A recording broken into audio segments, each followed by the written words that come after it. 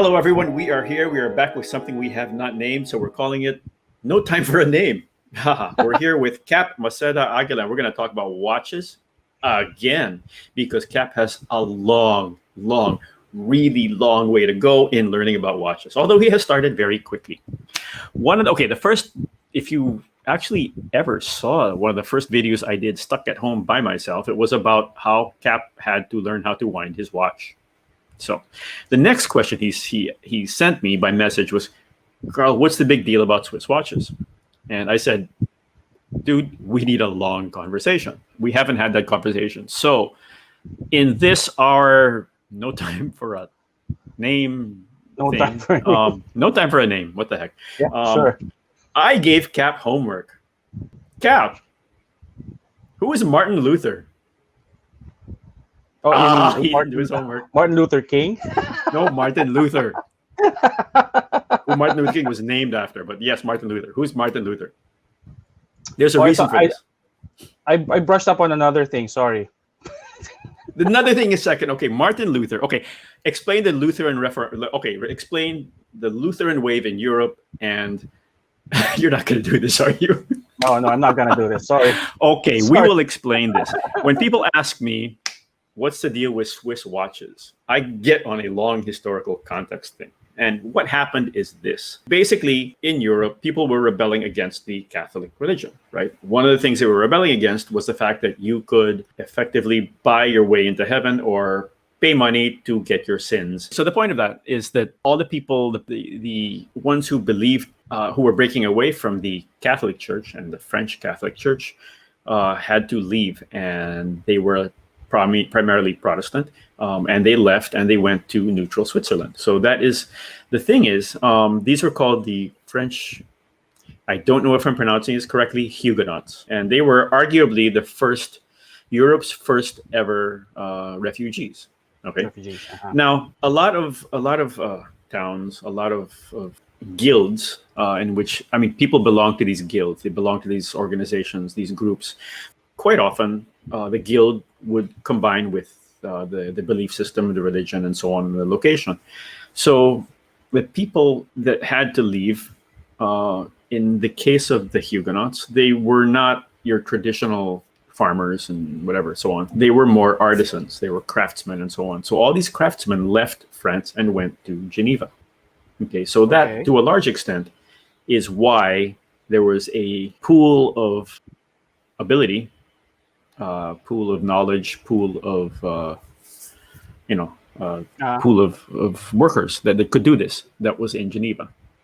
Okay, that happened largely because Martin Luther broke away from, or started writing his famous treatise on what he thinks should happen. So that's where the pool of labor came from into Switzerland. So they're all in Geneva, basically. There was an exodus. They're all in Geneva. They get to Geneva, and guess what?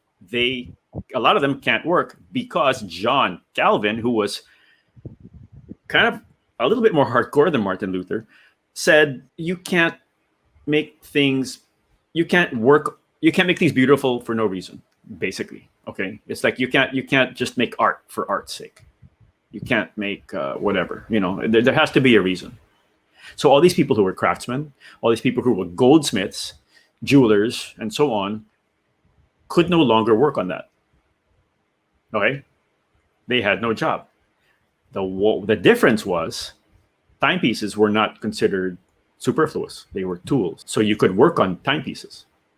That's why if you look, there's a discussion on whether or not this is actually true. But if you look at weapons, swords, guns, tools, watches, there's all the engraving there because they were supposedly, it was glorifying work. It was glorifying the act of work, not just beauty for lack of anything else. Okay, so no paintings, but you could engrave a gun. Okay. You could work on a watch because it was a tool there. So that is why. That's why Martin Luther, the Protestant, the Reformation, whatever, and John Calvin all created basically the pool of talent that became the Swiss watch industry. So there. What other country is like that? What Oh, wow. what country disallowed you from doing beautiful things, from practicing the religion you wanted to practice, Uh, from expressing yourself individually? Maybe the communist countries. China, correct. Yeah. China, Russia, so on. Okay. Anyway, so the point that no. Okay. So in other words, this is Yeah. something that happened 300 years ago, and it happened Okay. recently, and now that's all changing. Anyway, the point of it, I'm that's having nightmares of my college days, Carl. So yeah. Well, wait, that's because you didn't do your homework, dude. Sorry. Okay. So anyway, so the answer to that is the Swiss watch industry. There is another thing, by the way. There's a whole another one which I don't know if I'm going to get into now. Yeah, I'm going to get into it now. Okay.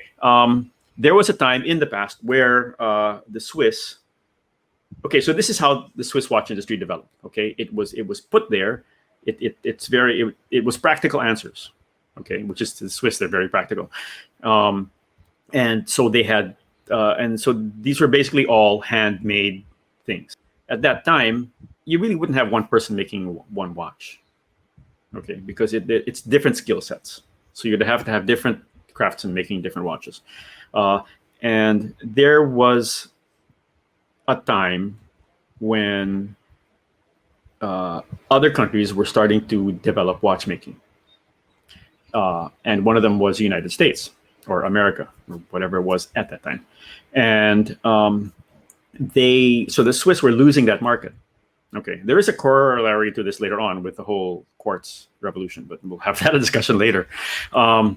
So the response of the Swiss, the response of, in particular, Daniel Jean Richard, was to get farm workers, because Swiss is frozen half the year. Farm workers would learn and be taught and then produce watch parts in the winter because they couldn't farm. So they that had something to do. yes, that in a way started pushing a more systematic approach to the production of watches in Switzerland. Daniel Jean Richard, if people are familiar with that brand now, I mean, the name continues. I don't know its connection to the original is tenuous. It was Daniel Jean Richard, then it was Jean Richard. It was an independent for a while. They had some nice stuff. They had some interesting pieces, like a dual time zone watch that you could put your country name on, or your daughter's name on, or whatever, your son's name, as the time zone. So anyway, point of that is that's what kind of brought forward the Swiss watch industry. So all these things that brought the Swiss watch industry into what it is today were a function of the practical demands to survival. Correct. Going by that that story, then we can say that the movement, if you will, in Geneva was spurred by immigrants or refugees, right? Well, Yeah. Arguably, yes. Not really the locals. Yeah. Well, I mean, remember that these are generational discussions, right? So eventually, within one generation, they're locals, and also it's France, right? Of They're course, not yeah, that different. Yeah, you can throw a rock and you'll hit Switzerland, Yeah. right? I guess, yeah. So in reality, my ancestors were part of that whole move. In our honeymoon, my wife and I were driving through Germany in an Opel Speedster, which is a Lotus, and we got really, really tired of German food, so we turned right. We turned right into France. Okay, so we jumped into France. As soon as we go into France, we see a sign for a town that has my middle name on it, and we're like, "Oh my gosh!" But it's in France. It's supposed to be in Germany. Apparently, it was in Germany centuries before. During the Prussian War, it went back and forth. Okay, so the point is, in some places, what separates these countries is a river you can throw a rock across. Okay. Yeah. So there really was, these borders were nothing at the time. Yeah. These are imagined borders anyway. So, like, Yeah, that's true. Borders are imagined anyway, right? Yeah. Except for Switzerland, arguably, because Switzerland had mountains. Right. So, which is why everyone in Switzerland, it goes into the army, learns how to shoot, brings home their gun. So if you ever try to invade Switzerland, the entire population knows how to shoot at you from another mountain. Oh my goodness. So that's precision. There. Okay. But prior to that, prior to these artisans and craftsmen Of Yes, course, you're not joking, right? Okay. I'm not Um, joking. Well, if you had done prior your to homework, you would know. because I knew you'd say it better. Okay. So Nah, prior you're to missing these out. people getting into Geneva and getting into watchmaking, what was the scene like? I mean, were watches then perhaps you'll call them more Well, okay, remember structured, that was the whole development of practical? watches. That was the Yeah, development I of know. Yeah, timekeeping. If you look at yeah, timekeeping yeah. at that time, it was a function of moving from a sundial, right? So you would have big clocks and you would have all this stuff, and then you're slowly trying to move it into wristwatches and so on. So, like any technology, they have to be supported by the people with money or the people in power. So, Correct. like any, okay, if you look at what people flaunt today, right? They flaunt yachts, they flaunt boats, they flaunt airplanes. That's the latest, coolest, modernist, most modern technology. Um, at that time, watches were the big deal technology. So you would, okay, this is actually later, but prior to that, no one could afford a watch, right? So if you had a watch, you were a seriously big deal. You were royalty. You were whatever. That's why if you look at Breguet is, they trace themselves back to Marie Antoinette being someone who liked their stuff, Yeah. but that all predates a lot of this. Okay. Anyway, that's how the Swiss industry and also the cuckoo clocks, right? I mean, same thing. It's kind Yeah. of like a cottage industry type thing, right? Only Yeah. that's Yeah. far less intricate and small and Okay. miniaturized. Okay. Anyway, okay. Okay. So your question at the time was why Swiss and why not someone like Japanese? Look at the way Yeah. they developed differently. The Swiss developed organically, like you were saying, whereas the Japanese kind of made a decision to we're going to go into this and we're going to start now. And the Japanese, if you remember, the Japanese again, an American influence is all, the whole wonderfully rigid Japanese management system that we all know, love, and adore, such as Toyota's Kaizen and whatever. That actually came. Did you study business? No. No, What the heck did you study, by the way? I studied journalism. That's why I keep asking you questions. That's a really, really good answer. Now you get it. That's a good. This is why you are here, right? Okay, there we Yes. go. Okay, Yes. so in Japan, remember that Japan for the longest time was they closed themselves off until the Americans came in with what they called the Black Fleet, and they said, "Open up, or we're going to bomb you." Right? Okay. So they one of the things that the Japanese liked about the Americans was, or what was ended up, I don't know if they liked it or not, but what ended up being instituted was the American management system. So they took them. The Japanese took what they liked and they created it. This is the same case with cars. For people who don't know this, Cap is a watch newbie, but he is a seasoned automotive journalist. Doesn't really drive very well. I've never seen him drive anything interesting. But anyway, Yes, you have. yes, I have. I've I'm driven just you around, joking. man, while you were doing your Yeah, self but and I stuff, was and praying at the time, holding on to the grab rail, all that. He's just really not very good, and he was doing it without shirts on. Anyway, so and okay, which you love, so by the way. yeah, we're canceling that out. Anyway, okay, so one of the key points for this is what the Swiss industry, watchmaking industry, pushes a lot is the fact. Well, they're trying to push it now. Is the fact that they are in-house. They are a manufacturer. Okay, a manufacturer, in the sense they are describing it, is someone who can make an entire watch on their own. Okay, in other words, all this stuff happens in-house. That's a very, very fluid description. Okay, So and wait, it's not even. nothing is jobbed out or Well, contracted out. this is where the discussion point comes, because a lot of people, and this is something people will talk about, like it's not an in-house movement or whatever, but that's not that wasn't historical in a lot of ways. Specifically, as an example,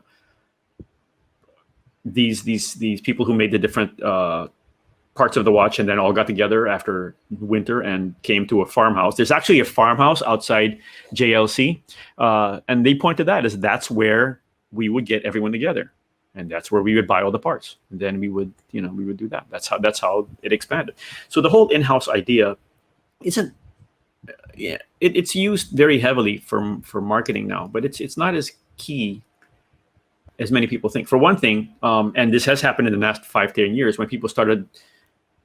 Okay, there's another segue here, which has to do with the Swatch Group and the supply of movements. Okay, Yeah. the Swatch Group a while back, who owns ETA and Unitas and so on, they said we're going to stop selling watch movements because you guys are using all our watch movements competing against us. So they slowly stopped, and that meant everyone had to suddenly start making their own movements or find other suppliers. So they made a big deal of being in house. Now they did that without necessarily the ability to actually produce movements.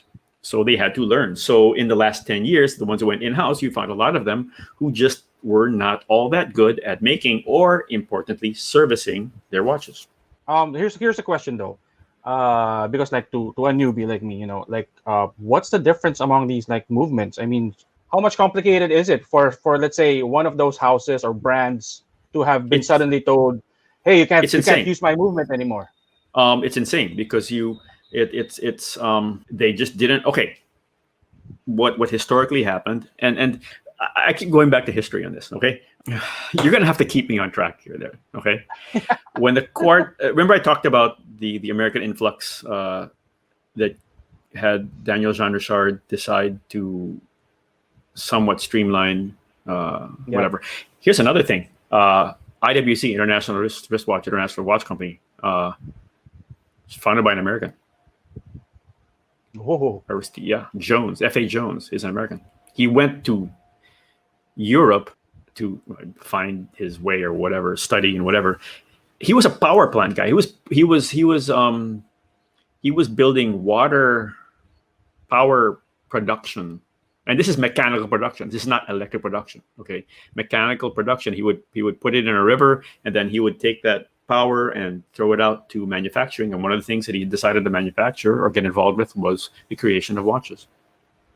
Wow. American influence. Okay. Anyway. Okay. Where were we? Talking about movements. Okay. The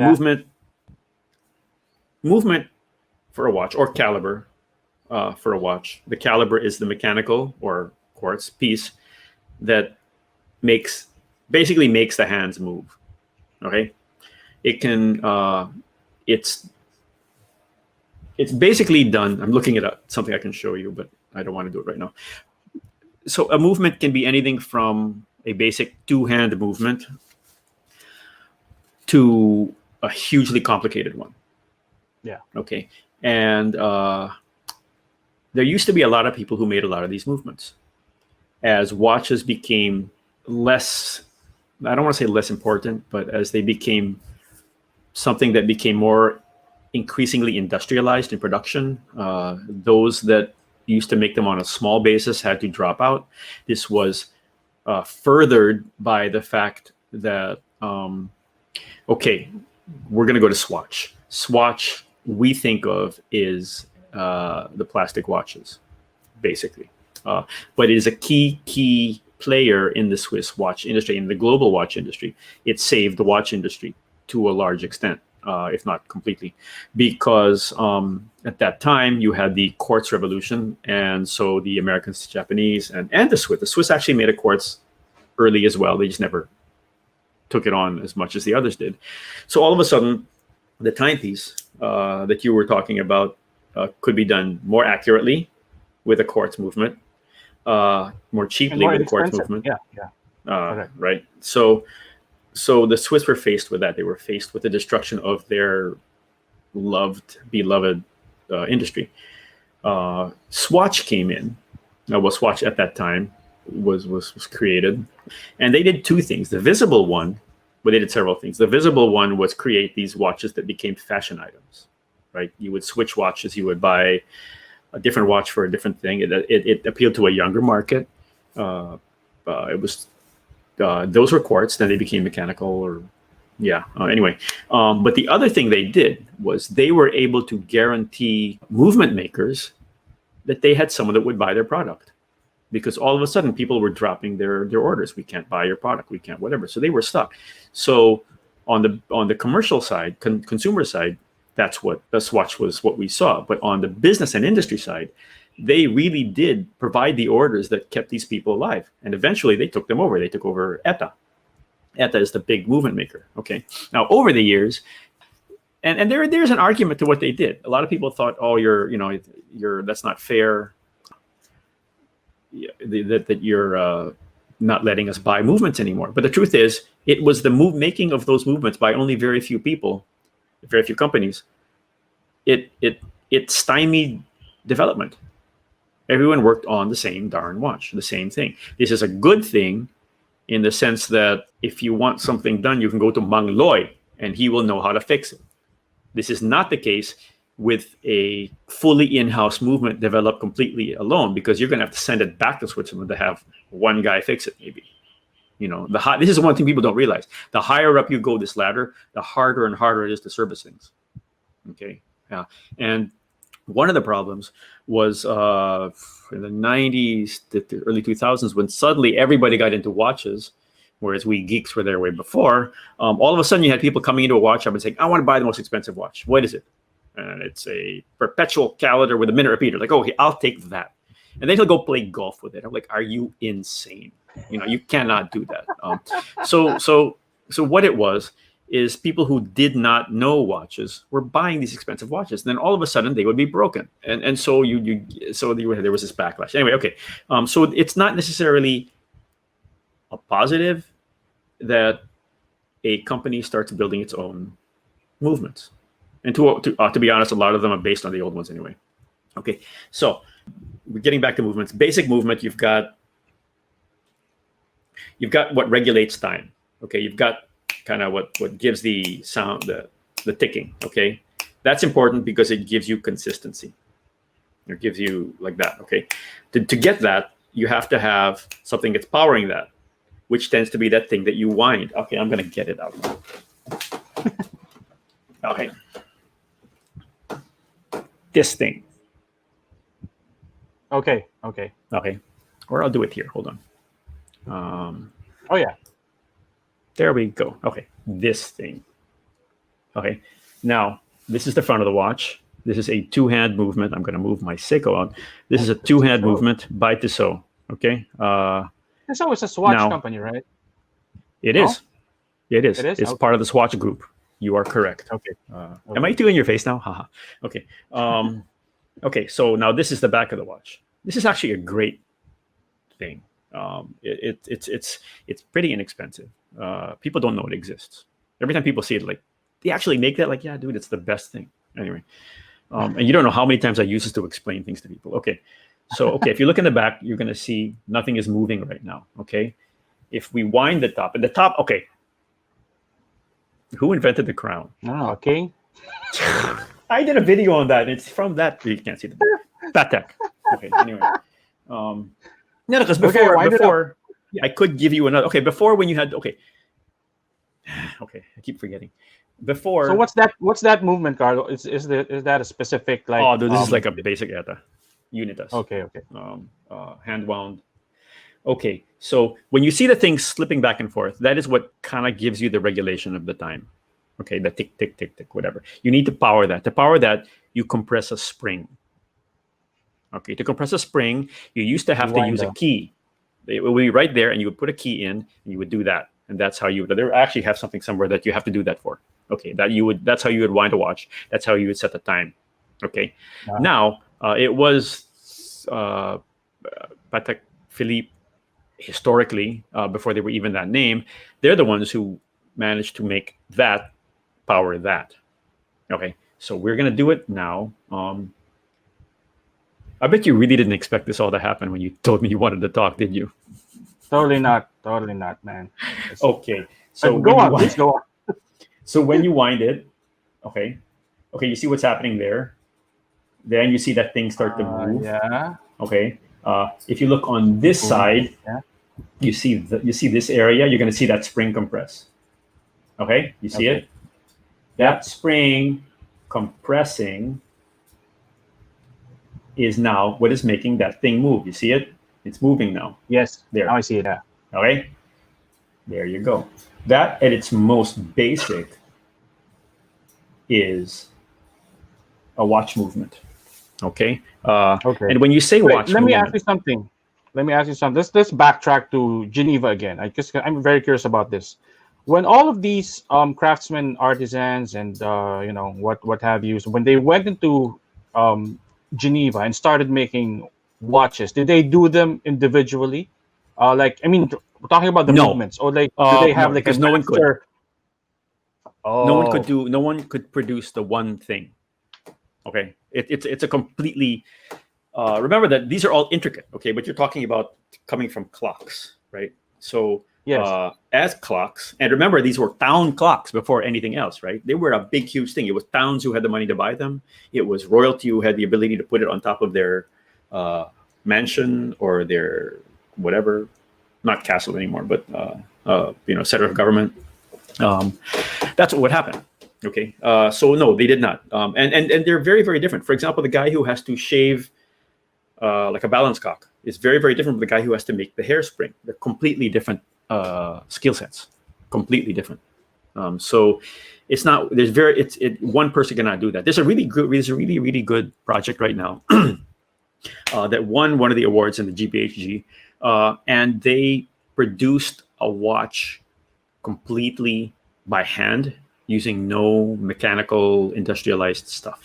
It was all oh, shaving hands. It was all whatever. And a lot of this finishing. Okay, this is what you call a skeletonized movement.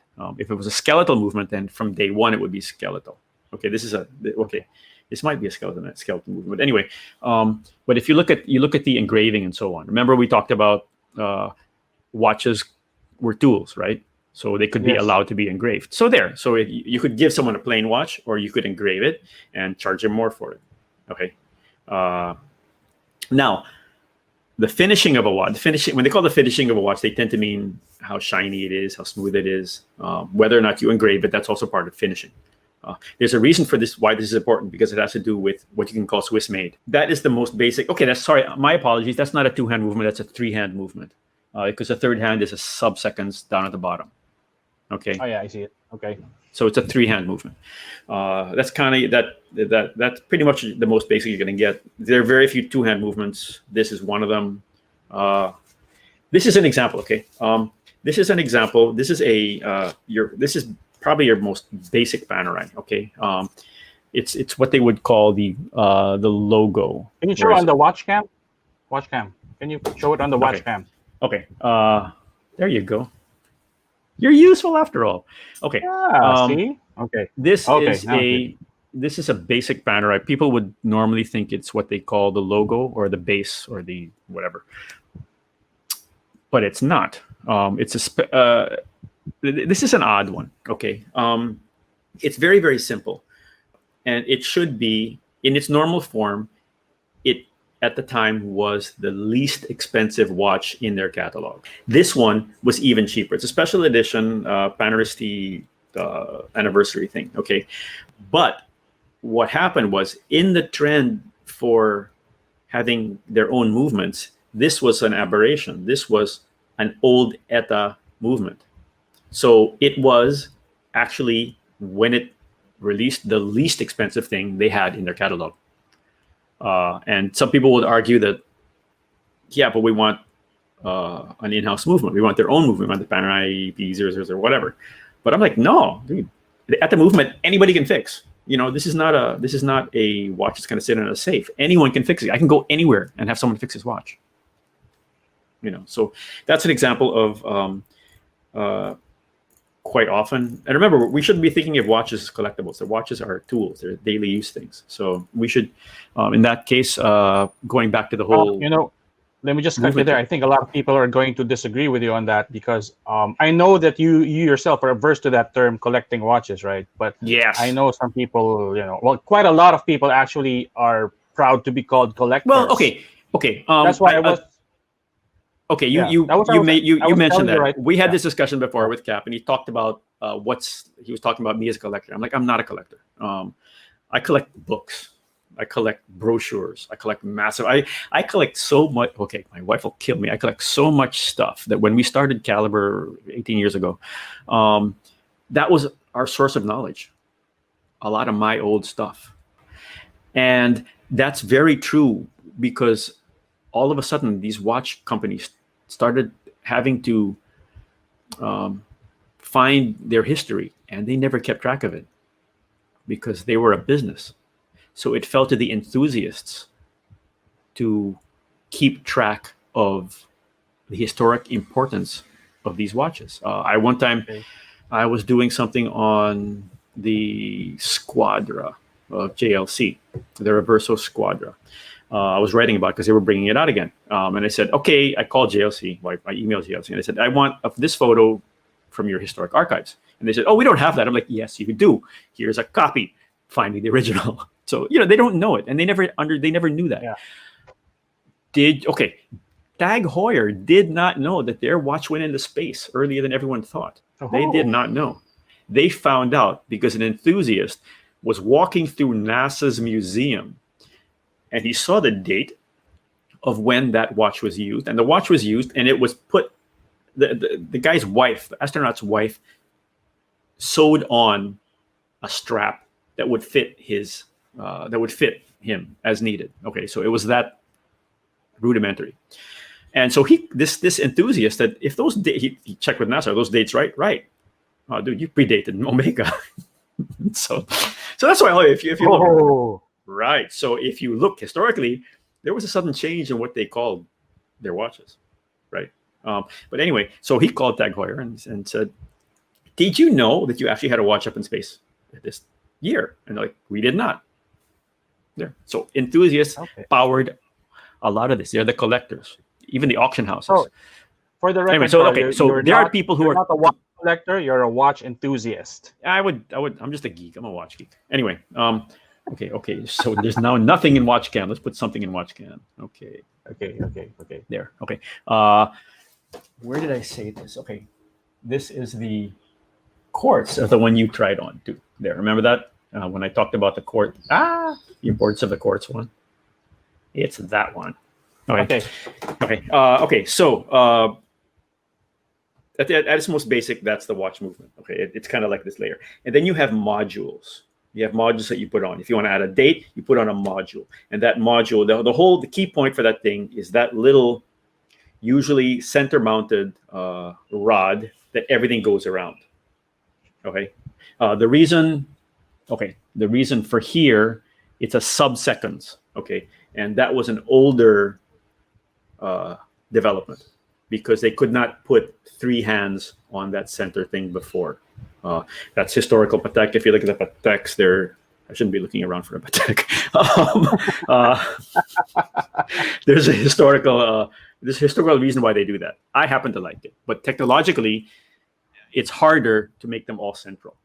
And as a matter of fact, Patek now has a 5 center hands watch. Wow. Well, it actually, here's the thing. When they introduced it, they said, this is the first one. I'm like, it's not the first one. Like, what? Dunhill made one. I'm like, you're kidding. Like, oh, yeah, that's right. It's the first Dunhill, 5 center hands. Okay. Wait, what do you want me to tell you? One point, Dunhill, many years ago, wanted to get deeper into watches. And so what they did was they collaborated with a British watch collector. And watch enthusiast and whatever, and they produced some really nice stuff. Actually, it didn't do very well at the time because there was kind of this up and down part of the industry, but they produced some really nice watches, including that 5 center hand watch. So, but it's hard to do. There's a lot of stresses people don't realize going on to that little thing. Okay, so anyway, so if you want to add a calendar, wait, let me put us back on track a bit. We're 30 minutes on. We better stop soon. Yeah, I know. Well, that's what editing is for. Anyway, so going back to the central question, right? Let me get this straight. All of the things that you mentioned about Geneva and its watchmaking history, that's essentially probably part of the. Of course, you're trying to sell a story as well, right? If you're a Swiss watchmaker, then this is all good. Actually, there's a huge. But this is not okay. This is the actual story. Okay, they're making the most of it, but this is the actual history. Yeah, I know. Okay. But knowing all of that backstory behind Geneva's watchmaking history, and then you compare that to, say, even the U.S. or Japan, like what's the, because I'm going back to the central question of like what makes Swiss watches so fascinating, or probably what gives them their value, or perceived or otherwise, compared to say Japanese watches or American watches, probably also like Hamilton, which I know it has been also bought by Swatch, right? See, I'm doing Mm. my homework too, you know. So yeah, Yeah, but that's for a layman, yeah. for a beginner, lay it out Oh for yeah, us, yeah, yeah, yeah. Carl. What's the fascination about? And is it Okay, okay. deserved? Is it deserved? Okay, remember that the Swiss are very protective of their industries, right? Whether it's watches, pharma, private banking, Chocolates. chocolates. Well, chocolates. Yeah, but anyway. Okay. So, and it was a very key industry for them. It's less important in terms of what it produces financially now, of course. They have to heavily market the whole Swiss made thing, and it's not superfluous. There are some. I mean, find someone in the world who produces things the way Patek does, Vacheron does. Well, arguably A. Lange, which is German, right? Okay, but then you also have these ones that just are able to make the Swiss made name put on in a by creative accounting, if you want to call it that. I say that because the way to be able to use the word Swiss made on your watch, or to be able to be, it's not just the Swiss that do this. Understand the whole idea of you need to source from countries that are better at things than you are, right? So if you decide that your barrier is value, like cost, okay, the cost of this watch has to be 80% Swiss, then all you got to do, and this did happen, is buy an inexpensive blank and decorate it or put it together, because the cost of doing that in Switzerland is so much more that all of a sudden 10% of the cost is the movement and 80% of the cost is development, hand graving, whatever. There's another thing. There's a lot of different words that mean a lot of different things, even the same word. Like the movement, it can be something as simple as the base plate and the pins and whatever, the ebosh, the base of the watch. And that's just a metal piece. And do you want that metal piece made in Switzerland where it costs 100 times more? Or do you want to have it made somewhere else? In Czechoslovakia, in China, in Russia, in the US? Okay. So there is a point. That's why. Better, right? Because that's the perception, I guess. Like, you know, you, to your point, you said if you see Swiss made, then you know it stands for something, or It does. It stands does. for something meaning quality. Well, okay. This is where the whole. It's not a quality issue. Okay, that's the thing. It's not necessarily. You can call it a stamp of quality, but it's actually a stamp of. It's. Do you know what ISO 9000 type things are? Right. You just have to follow certain processes. You have to do certain things. The interesting thing here, and this is what I found out when we went to the Hong Kong watch and jewelry show, and the Hong Kong watch industry had this program that was trying to get people to produce watches in China. Okay, across the board from China, so like Guangzhou or whatever. And there's a very good reason for this, because technologically they're far better now. They have newer equipment. They can control their workforce a whole lot more. They're faster. They're way faster. So what they said was, if you comply with the structure that allows us to call you a China manufacturing company, you get all these benefits. You get lower taxes. You live in an export zone, whatever. Okay, but the key point was, but understand, this does not disallow you from still being Swiss made. In other words, if you okay, that's the thing. See, so what they did was very intelligently package certain things, and then the cost is so low that you just load on your Swiss production costs of putting together a watch with someone who gets paid way more than someone in China, and then all of a sudden you've got this skewed. That's what increases your costs. Okay. Now, the whole industry has tried to address that, so it's a lot less vague than it was before. But that's kind of how it all started. Okay. Well, first of all, it all started because they really were all Swiss made. Everything was there. Then, they had to compete and they had to go globally. And people don't realize there are places in the Philippines that produce dials for some of these companies. There are places that we used to export leather for car companies. We used to export leather for watch straps. It's a lot of stuff. Yeah. Okay. Yeah. So anyway, So when you say um, nowadays, when you say Swiss made, it can mean a lot of things, right? I mean, well, you can have a Swiss made Swatch, and you can have a Swiss made Patek Philippe, and a Swiss made MB&F. Uh, I don't really okay because I know a lot of the industry now. It doesn't really matter to me because I'm not looking for that. There is panache to the Swiss made thing, and they just operate. In all honesty, they operate at a level that no one else does, exception perhaps the Germans at Lange. Okay, arguably their finishing is better than there's a oh very really? very big argument that there's finishing at Lange, and I've seen them finish, and dude, I can't argue with that. Is better than that at Patek How about Philippe. their movement though? Well, their movement's their own. But no, no. Okay. Lange operates at the highest levels. They're like at the same level Patek Vacheron. Okay. The Okay. interesting, we're talking about this. We're not talking about Rolex, and the reason we're not talking about Rolex is because Rolex is basically, I mean, they're extremely good at what they do, but they're not the high level finishing type that people, like Really? you don't have the engraving, you don't have the hand engraving.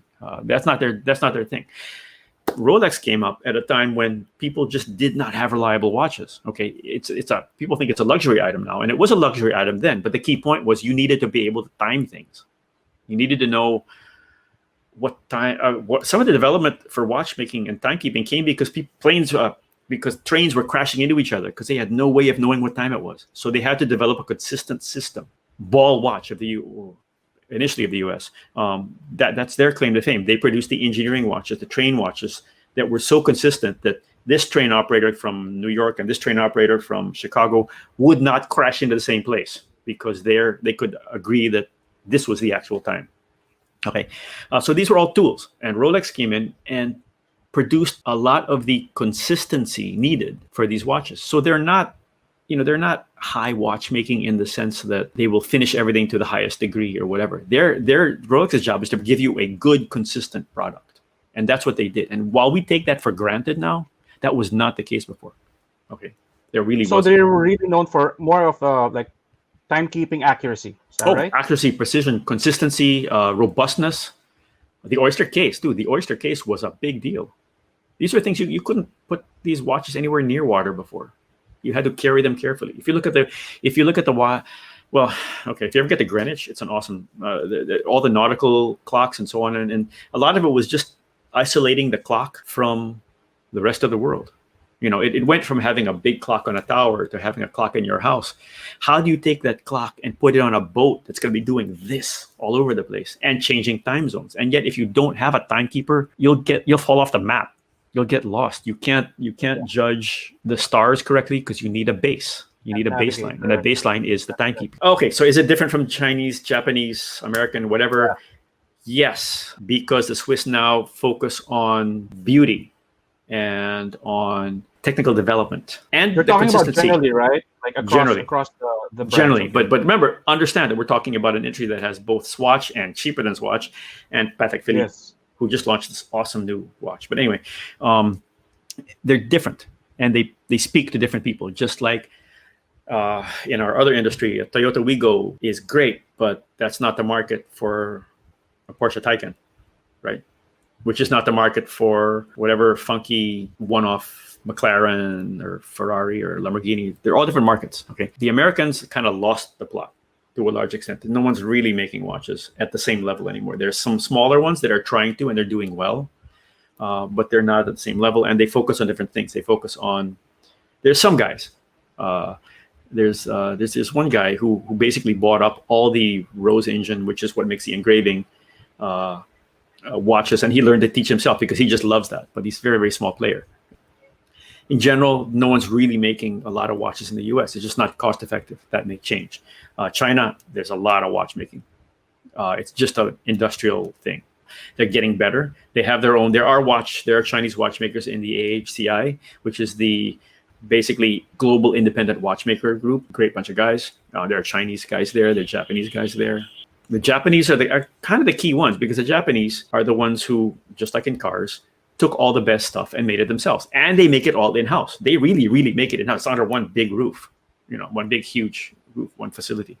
So when all the Swiss are talking about we're a manufacturer, the Japanese like, yeah, we always have been, because they had to start from nothing, and that's why the Chinese are the same. It's kind of they might be outsourcing, or they can do it all the same because they have the money, they have the technological ability.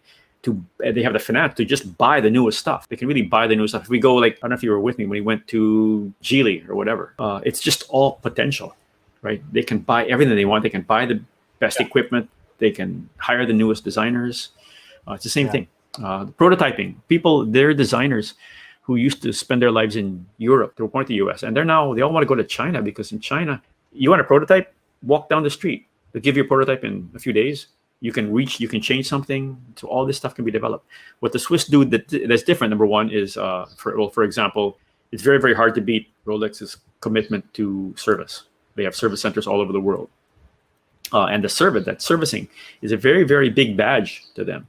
It may well be what makes them different from everybody else. You're treated differently when you walk in. People agree, disagree. That's probably what you're also paying for, like the premium that you're paying for, it goes to that. Yeah, correct. Because you could actually have some, and people can. I mean, Rolex movements aren't really that complicated historically. So, Rolex got their movements from different people. There were Rolex movements that went into Panerai. There were Zenith movements that went into Rolex. Just now, you had swapping of movements between Breitling and Tudor. Okay, Tudor used a Breitling movement. Breitling used a Tudor movement. Okay, so it's not abnormal. And the argument is, do you really want to have someone who doesn't know how to make your movement, or you just want to have the guy who makes the beautiful outside make the beautiful outside, and the guy who makes the beautiful inside make the beautiful inside? There's an argument to that. Going back to the Swiss, what they do better than everybody else is this level of commitment to quality. It's in their blood. The story I like to tell is I was walking through the Patek facility, and we went to the place, the guys who handle restoration. These guys make a commitment to, we'll restore it. It might cost you far more than your house does, but we'll restore it. We'll fix it. And there was a guy there, this old guy, and he had a pile of wood on his desk. I'm like, why does he have a pile of wood on his desk? And I'm like, well, he's a guy who does the circular graining. I'm like, you mean the round circles that go on the movement? Like, yeah. Why does he have wood? Oh, he likes to use wood. Okay, why does he have a pile of twigs on his desk? Oh, because no one makes them. So he goes out into the forest and cuts his own twigs, and then he grinds them to the right size, and then he just uses them. I'm like, because no one else in the world will do it anymore. I'm like, oh my God. And this is the one guy. And there's one guy that can do this in the world that is authorized to do this for Patek Philippe. And I said, okay, are you training someone to do this? And like, we were a much younger girl. Her eyes failed her. Like, oh my gosh. That's what the Swiss do better.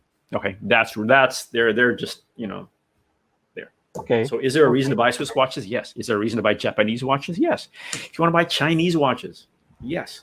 Ingersoll is a brand, very, very historic American brand, key American brand. They're the guys who did the first Mickey Mouse watches, if you remember them. Okay, they got bought by a Chinese company. Okay, so everyone was like, "Oh no, it's going to be a Chinese company and whatever." Argument to that, yes and no. But Ingersoll started as a company that said we wanted to give an inexpensive watch to everyone who wanted. So, given that DNA, it makes complete sense to take that brand into China, because they really are just doing exactly what they started out doing. That brand. Yeah. Okay. It's not, remember, these were not fashion pieces historically. These were tools. So what Ingersoll did was what Ford did, which was we're able to put a car in every garage. We're able to put a watch on every wrist. Yeah. We have digressed so far. I know. What the heck? So there's if I ask you again, there's no perceived difference, or no, not really. No, there's a between. Okay, if you're talking about a three-hand watch from Seiko or three-hand watch from Mido or Tissot or whatever, is one going to be better than the other one? Arguably not, right? If you're talking about that level, if you're talking about a super high level, best example would be like the Grand Seikos right now. The finishing on Grand Seikos is extremely good. Okay, it's extremely good, but their comparison point is they compare them against Rolex Oh, I see perpetuals. Okay, so and the finishing on Rolexes is good, but it's not insanely good. Okay, you see people comparing Grand Seikos to a buy versus a Rolex. Okay, and there's a point to that, but you're not comparing them at the moment to Patek or to Chopard. Chopard is a watchmaker, but it's also a jewelry maker, and that gives them a level of skill that people don't really realize. And there are watchmakers who have said to me that you got to start paying more attention to Chopard because their finishing is better than most of the ones you know. People just don't realize it, and they're not capitalizing on it.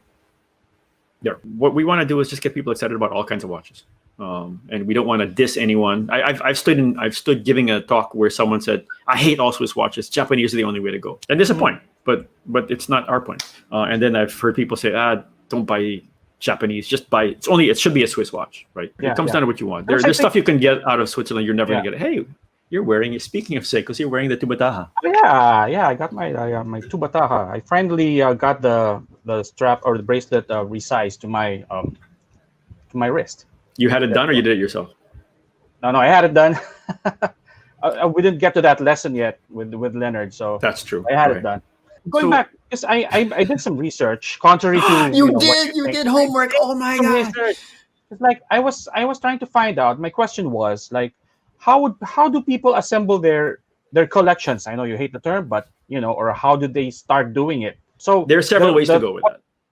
Yeah, but there's what we're trying to resolve right now, right? The basis for this episode, if you call it, of what do we call this again? We don't have the time for a name or something like that. We don't have time for a name. No time for a name. That's it.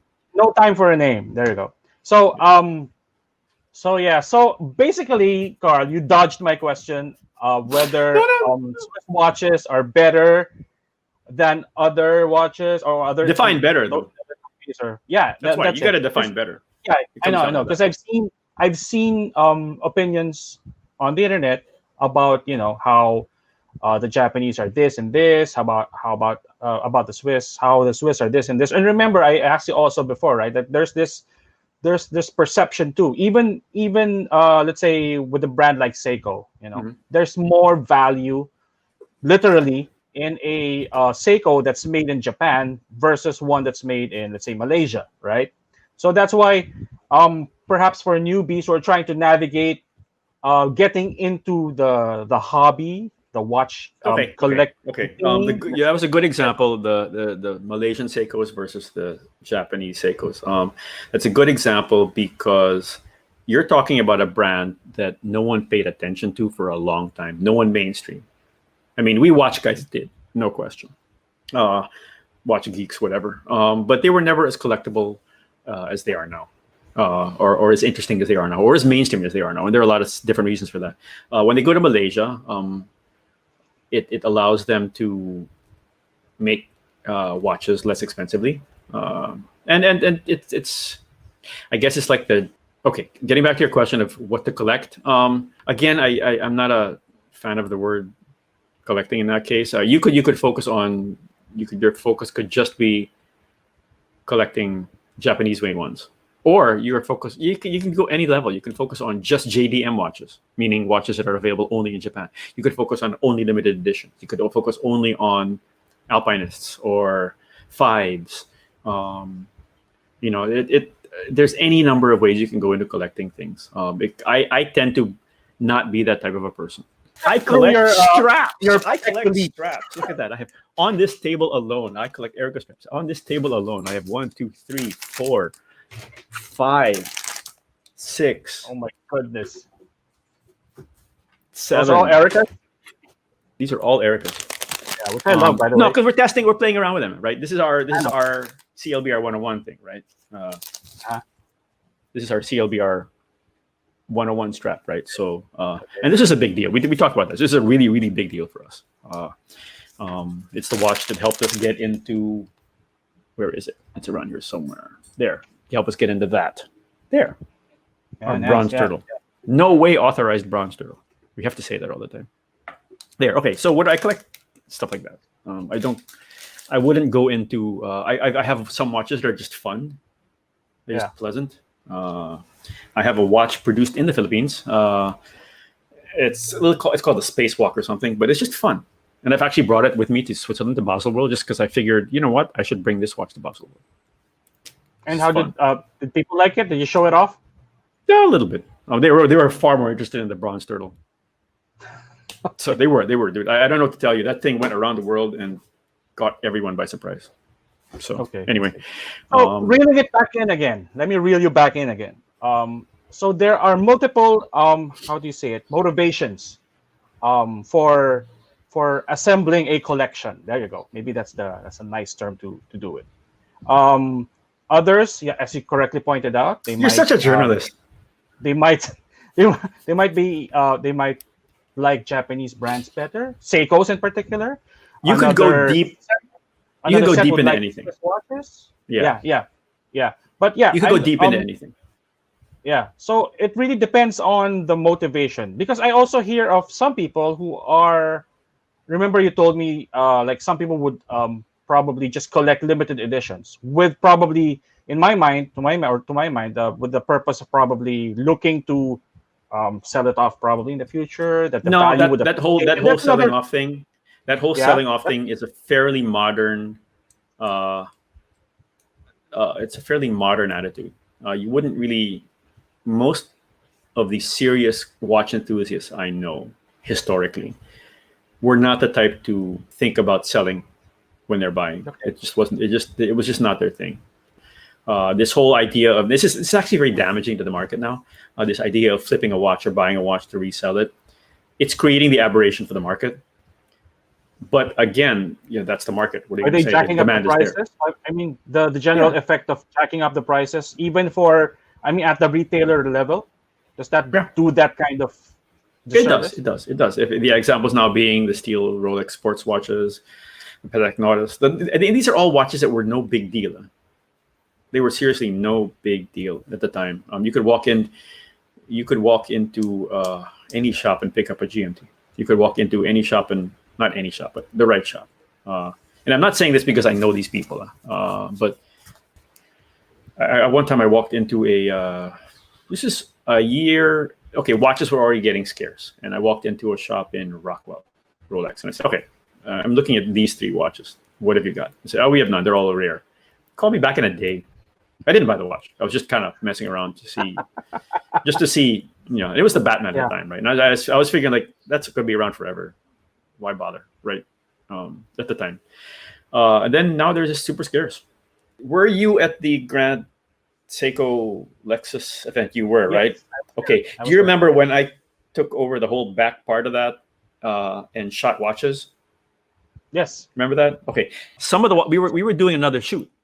We were doing another shoot for a very, at that time, unknown Japanese artisan watch brand called Kurono Tokyo. That brand has taken off. They were nominated twice for the GPHG awards. They now sell out within minutes when they get online. Wow. And their most recent watch release, they have stated, we are basically they're very internet savvy. So their comment is like, if you sell this watch, we're not going to sell you another one. All right. So basically, don't flip it or we flip you out. And if you look at the letter saying you are considered a collector, you get into a pool of being able to potentially buy this watch early. However, you have to sign this saying, I am not a watch reseller. I am not on the secondary market. I am not whatever. So they're being very, very serious. And they have a tiered access level to watches. And that's their way of doing it. So if they trust you more, you go up the ladder. I guess. Yeah, but that doesn't guarantee anything. We should have this is a whole different conversation. It doesn't guarantee anything because if they're releasing 200 watches and 30% go to the collectors, arguably all of them went to the collectors the first time, right? Who else would know about this watch? Nobody, right? Exactly. So you're what it is you might get a chance, and then the second level you might get a chance. And if not, fight it out with the public, which is what we all did in the beginning anyway. So. Yeah, so there, that's so it's a modern thing. This is a very, very key brand. As an example, Panerai was nothing for a long time. No one paid attention. You could walk through Glorieta and walk past a Lexus jeweler and you would see Panerais, and you'd never pay attention to them because like they're just too big. Okay, and then they were a small independent brand. Then they got bigger. Arguably, it got important because people like Stallone, Schwarzenegger, or whatever started using them. They have an awesome heritage. I like the watch. I really do. I wasn't a big fan in the beginning because it's just too big. Having said that, they actually fit. That watch I'm wearing as an example, it's not one of the huge ones, but it is large. But it fits on my wrist better than I would say the Rolex Skydweller. We were back to collecting. And yes, no, they define themselves differently. There are some who have developed just because they just have so many watches. And all of a sudden their watches are worth way more than they expected. So yeah, that's what's a good number to have to aspire for? I'm not going to answer that. Asking for a friend. Asking for a friend. No. I'm like a realistic. Dude, I know people who have 5. I know people who have dozens. I know people who have hundreds and thousands. Seriously, it's no joke. How many cars are too many cars? I know people who have hundreds of cars. Oh yeah, that's a good point. Oh, you drop one of your Pateks. Okay, here I'll show you what I dropped. I'll show you what I dropped. The box 4. Oh, but all it is a flashlight. Haha. It's just a flashlight. See, I thought we were gonna do an unboxing. Actually a blue light. It's actually a blue light flashlight, and what it does is it allows you to flash lume, right? Oh, okay. There. If you want to get a better, there. See. I think I saw Alvin use that for one of his posts. Yes, because he had the same thing. So, yeah. There. So there. So we're gonna because Cap has wasted so much of our time. We're gonna stop now. And next time we're not gonna let him go forward if he doesn't do his homework. Okay, so thank you very, very much to everyone but Cap. We are here with the unnamed as of yet show. We started talking about Swiss watches. We ended up talking about Japanese watches and collectors and the whole world. So, Cap was supposed to do a really good job of keeping us on track. He failed miserably, and we're going to give him grief on that. Yeah, it's his fault. It's his fault. His wife is just so much better than this. Hi. There. Okay, so thank you very, very much. This has been Cap, Maceda, Agada. I am Carl. And we will do this again soon and talk about a whole bunch of other things we don't know about. Thank you very, very much. Goodbye.